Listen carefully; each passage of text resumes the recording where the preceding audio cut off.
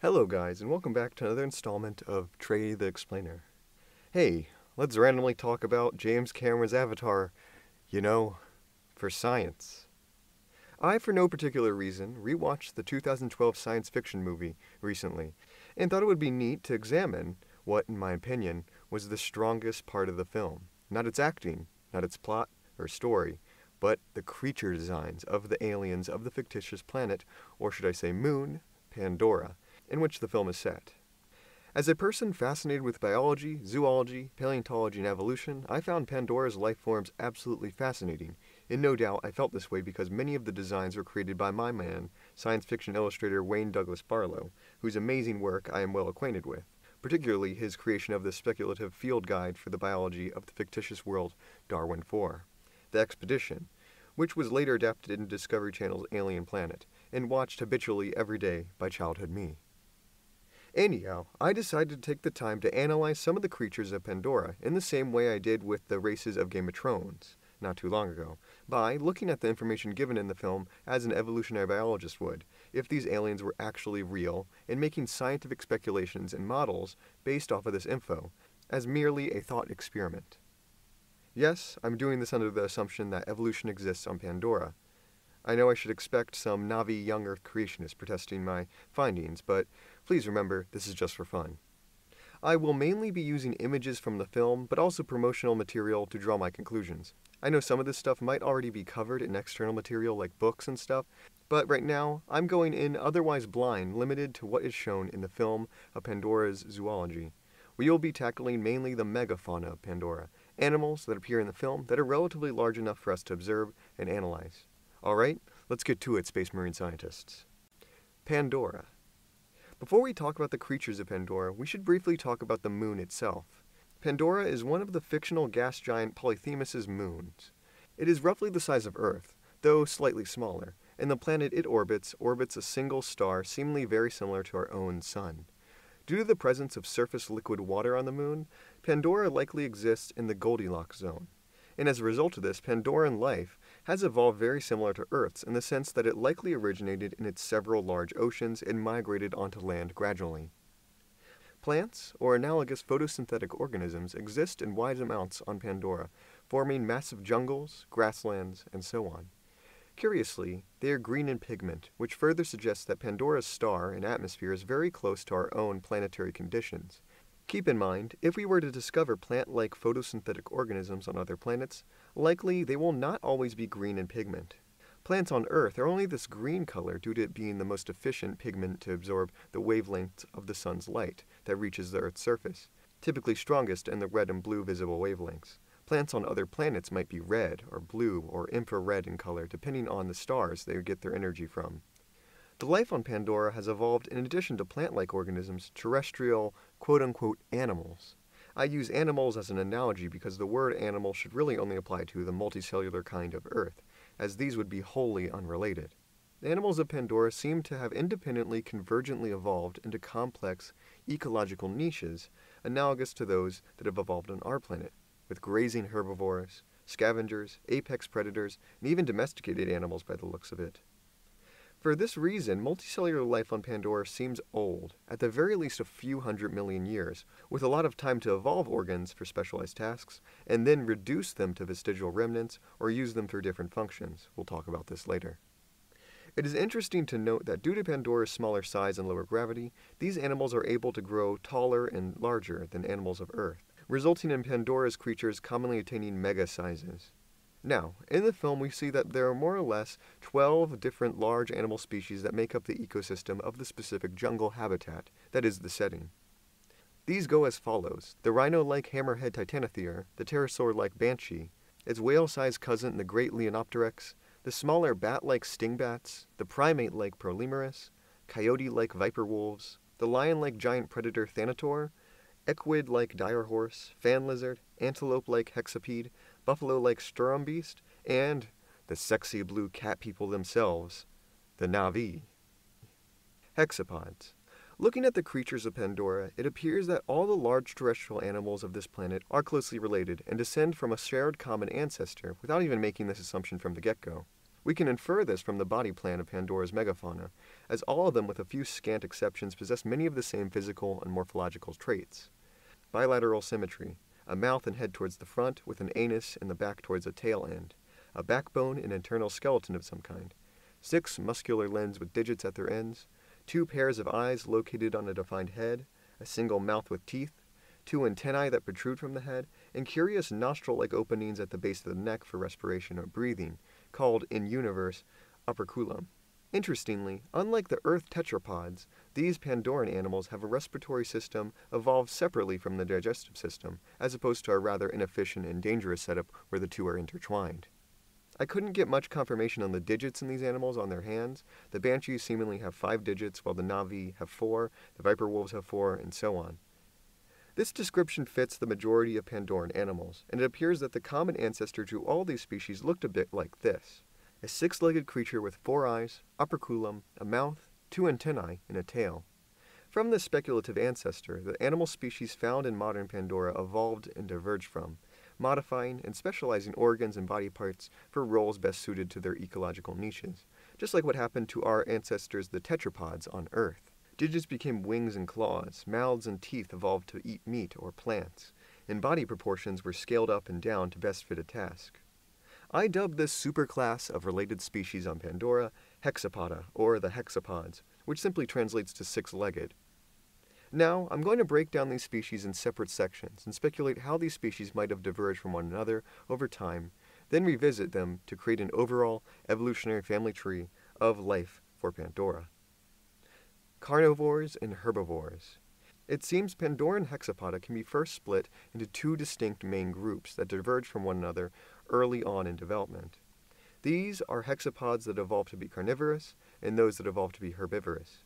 Carnivores, like the viper wolf, thanator, banshee, etc., seem to be more closely related to one another morphologically than herbivores like dire horses, hammerheads, sturm beasts, hexapods, and so on. One group evolving to eat plant material and nectar, while the other group specialized to consume this class of plant eaters. This split is again rather similar to what happened more or less in mammals on Earth. Both the herbivores and the carnivores that hunt them on Pandora have convergently evolved remarkably with mammals, hunters evolving claws, teeth, and a lean build for chasing and killing, while the plant eaters evolved strong muscular legs for outwitting their predators, armor plating, living in herds, and even defensive head structures. Titania is the scientific name I'll give the herbivore group of Pandora due to their large size and after James Cameron's Titanic. Based on physiology, I would suggest the sturm beasts and the hammerheads are closely related to one another than either are to the dire horses. Both sturm beasts and hammerheads have distinctive head crest structures that probably serve both as defense and sexual display. This is, I think, further clarified by the fact that both sturm beasts and hammerheads have at least 3 visible toe digits, while the dire horse has possibly only 2 in their hoof-like feet. It appears that just like the horses of Earth, dire horses descend from an ancestor with multiple digits, but subsequently lost these digits, while its closer relatives retain the original toe numbers. The placement of the hexapods on this tree is unclear due to our limited information of this creature. Looking at the toe digits might allow us to tentatively place it on the tree. Xeno Pterosaurs and Phylocanid. On the other carnivorous side of the tree, I suggest the carnivores can be broken up into 2, possibly 3, we'll get to that later, main groups. Xeno Pterosaurs, which means alien pterosaur, and the Phylocanids, an amalgamation of the scientific names of cats and dogs. These 2 groups are best separated by the fact that although they are both predators, Xeno Pterosaurs has evolved wings, while Phylocanid has remained completely terrestrial. I speculate that Xeno Pterosaurs consists of banshees, stingbats, and the great Leonopteryx, while Phylocanid consists of thanators and viper wolves. Let's break these 2 groups down further. Phylocanidae. The thanator and viper wolf appear to be close relatives on account of their very similar body shapes, physical traits, and niches. The thanator has filled a role in the ecosystem akin to the Earth lion or tiger, appearing to be mostly solitary, while the viper wolf has filled the role akin to a hyena or coyote or jackal, scavenging and hunting in large cooperative packs to take down prey. A curious thing of note is the fact that the thanator appears to have only a single pair of eyes, as opposed to the typical 4 eyes of most creatures of Pandora. If you look closely, the viper wolf still has a second pair of eyes, like most animals of Pandora, But this pair has been reduced in size, illustrating a possible transitional form between the more basal four-eyed hexapods and the only two-eyed thanators.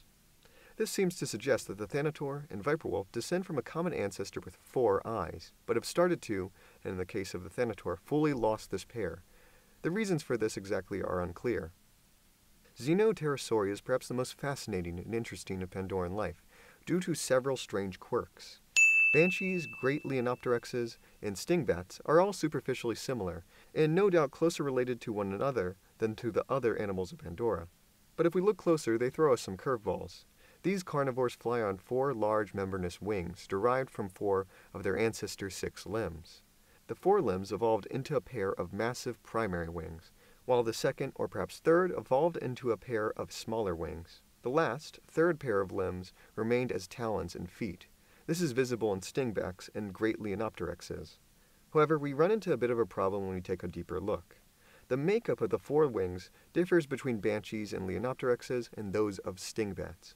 Banshees and Leonopterexes have a forelimb made up of something I will dub a finger fin wing, a very, very unique wing structure made up of several elongated, unconnected digits, while the stingbats seemingly have a more traditional membranous wing closer to the pterosaurs of Earth, where the digits are not part of the wing.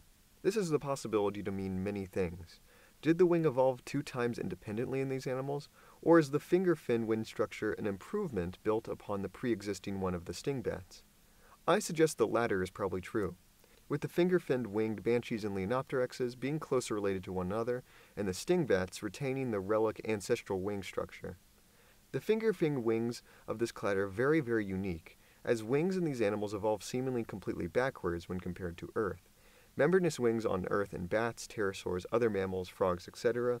evolved from a single plane of webbing between digits, or other structures that grew more and more pronounced over the generations, until the webbing became an entire wing. On Pandora, however, though it appears wings might have initially evolved in this way, this design was improved upon so that the digits themselves individually evolved into long and flat separate digits, fins, that form a complete wing by overlapping with one another. Something that, as far as I know, has never been seen on Earth. Perhaps the closest we have gotten is the feather wings of dinosaurs. One very strange thing to observe is that the banshees only have 4 limbs, primary and secondary wings, unlike all Pandoran life with the exception of the Navi. It appears the banshees have lost 1 pair of their limbs, similar to the whales of Earth losing their hind limbs. Both the great Leonopterex and the stingbats have retained this 3rd pair of non-flight limbs as talons, implying that the trait in banshees is a derived structure rather than an ancestral one. I bet, if we were to look closer at a banshee internally, we might find the vestigial remnants of this 3rd pair of limbs, just as we can find them in whales today. This would further vindicate this hypothesis. Fan lizards. It is unclear where the relatively small reptilian hexapods called the fan lizards fit into this tree. They still have the 6 limbs typical of hexapods, but have evolved a crazy back structure that functions like a helicopter for flight and to confuse predators. We have very little information on these animals.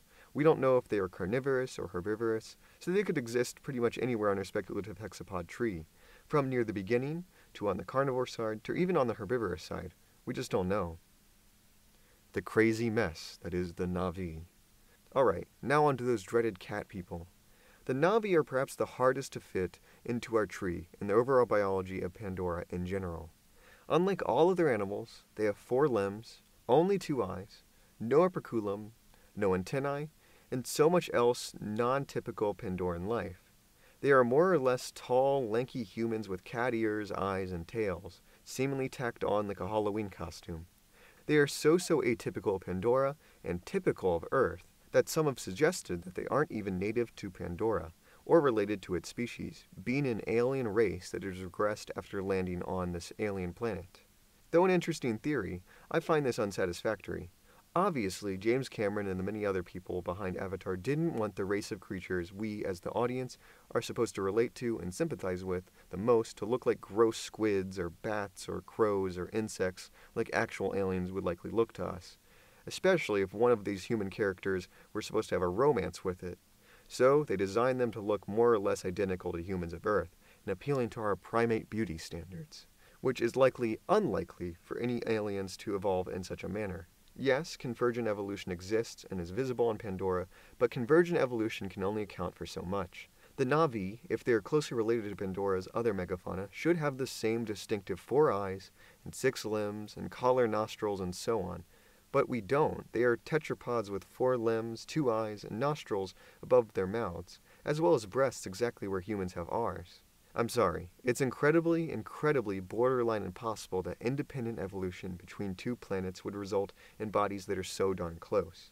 My personal opinion is that the story would have been more interesting if the Navi looked far more alien and animal to us, as they should or would in reality. But that would be implying a weird bestiality tone to the film that some people might want to avoid. Digression aside, based on their morphology alone, the Navi appear to be either completely unrelated or only very distantly related to most other Pandoran life, or are related but are an incredibly diverged branch of the hexapod lineage that has evolved to lack many of the quintessential traits typical of Pandoran's hexapods. And there is some evidence for the latter theory. It seems that the Navi are closely related to the tree-dwelling Prolemurus. The 6-limbed primate-like Prolemurus could represent a transitional form between the traditional hexapods of Pandora and the very unique tetrapodal body plan of the Navi, as the lemurs appear to lack operculum and only have 2 eyes. And this is fitting with the parallel evolution of the Navi and humans, both evolving from tree-dwelling primate-like creatures. But if this is the case, what happened to the 3rd pair of limbs in the Navi? Maybe, like whales and the tailbones of humans, they have been retained internally as vestigial remnants, like I speculated for the banshees. If this isn't the case, though, I suggest 2 main models of Navi evolution to explain this quirk. Number 1, that somewhere along the line a genetic quirk deleted a part of the Navi's body structure. And number 2, possibly that 4 of the Navi's limbs fused into a single limb. Theory number 1, gene malfunction. We don't know how Pandoran genetics work, or how these creatures develop in the embryonic stage, but it seems likely that these animals probably have a sequence in their genetic code that maps out where organs are placed in their body. In Earth animals, these genes are called Hox genes, and they are essentially instructions on where to put things during organismal development. They tell the body to put the legs here, or the eyes here, or the anus in the back. Mess with these genes, and they could severely alter the placement of organs on the organism. For instance, there's a ton of horror stories about scientists altering the Hox genes of fruit flies, causing legs to grow where their antennae typically belong, or eyes to form on the kneecaps, or a second thorax and pair of wings. Hope you sleep well tonight knowing this could probably be done on a human if we wanted to. Now, alterations to Hox genes occur very rarely in nature, because it can be very dangerous and overwhelmingly unhelpful to the organism. But it might have happened at the very least once, more on that in a second. Theory number 1 speculates that perhaps through some gene malfunction, likely in something analogous to Hox genes, a part of the body was deleted, and simply did not develop in the embryonic stage of the Navi, resulting in the missing pair of limbs. Unlikely as this may seem, weirder things have happened in evolution on Earth. Tardigrades, those strange little water bears, appear to have undergone a rather curious evolutionary path. They are close relatives to arthropods like crustaceans and insects, and on the outside you can see it kind of. However, when geneticists looked at the Hox genes, the genes that created the layout of an organism's body, they found something strange in water bears. The tardigrades are effectively missing a part of their ancestor's body. It turns out that the Hox genes that code for a chunk, a region that corresponds to the entire thorax and most of the abdomen of insects, got deleted in their DNA along the way, resulting in their stumpy, compact body plan. As a result of this, nearly the entire body of tardigrades is effectively just the head region and its insect relatives.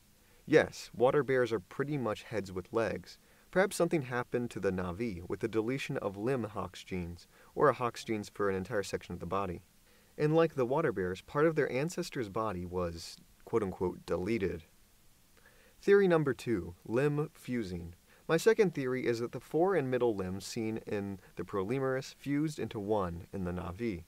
The fusing of several separate limbs together does not seem to have occurred on Earth except as a birth defect called cyreneomelia, or mermaid syndrome, which is almost always non-advantageous to those it occurs in. So just like the Hox gene alteration deletion, this is rare to persist naturally in the animal kingdom, but it could and be favored by natural selection if such a thing is advantageous in an animal's environment. The reason I bring up this theory as a possibility is mainly because the illustrator who designed the Navi has played with the idea before. Wayne Douglas Barlow, in his The Expedition back in 1990, a book filled with speculative alien creatures living on a planet called Darwin IV, Probably a major factor in James Cameron deciding to hire Barlow for the film gave an alien design called the gyro sprinter, where a quadrupedal animal with 4 limbs initially evolved in a way that caused the front and back pairs of limbs to fuse together into only 2. Perhaps something similar happened to the Navi, where the 2 limbs were fused together in a similar manner. I know using this external information is kind of cheating, but it suggests that such a thing is possible in the universe Barlow creates. To determine which theory, if either, are correct, we will have to examine the Navi's anatomy internally and genetically to better understand this, to see if we find fused bones or abnormal muscles or vestigial limbs or so on. Regardless if these 2 theories or unknown ones are behind the Navi's loss of limbs, I suggest the Navi possibly originated from the drier savanna lands of Pandora and convergently evolved very similar to humans as a result of this, only to migrate into the jungle regions over time. This speculative Xeno primate branch consists of Prolemurus and the Navi, likely splitting off very early on in Hexapoda, before the Titania and Carnivore split, losing their second pair of eyes in operculum over time. Conclusion. So after all that, based on my research and speculations, my Pandoran evolutionary tree should look something like this. It's probably wrong, somewhere if not entirely, and keep in mind all this was a neat little thought experiment to test my evolutionary biology skills. I bet you could create many alternative theoretical trees. To truly test this hypothesis, we should further study the internal morphology of these creatures, bones, skeletons, muscles, organs, etc., as well as find genetic evidence and compare them all together to try to solidify this tree, and make alterations where needed. And yeah, that is my examination of the native creatures of Avatar from the perspective of an evolutionary biologist. I hope you enjoyed this fun little thought experiment as much as I did. Tell me if you agree with my findings. What do you suggest alternatively? Maybe some of this will be addressed in those other 16 Avatar sequels in development. Man, they better bring back Barlow for these creature designs, or I'm gonna riot. Anyways, thanks for watching. And for more biology, anthropology, paleontology, evolution, religion, and science stuff, check out my other videos and make suggestions for future ones. And with that, thank you so much for watching, and have a great day. I hope you learned something new. Call her moonchild, dancing in the shallows of a river. Lonely moonchild, dancing in the shadow of the willow, talking to the trees of the cobweb strange, sleeping on the steps of a fountain, waving silver wands to the night bird's song, waiting for the sun on the mountain.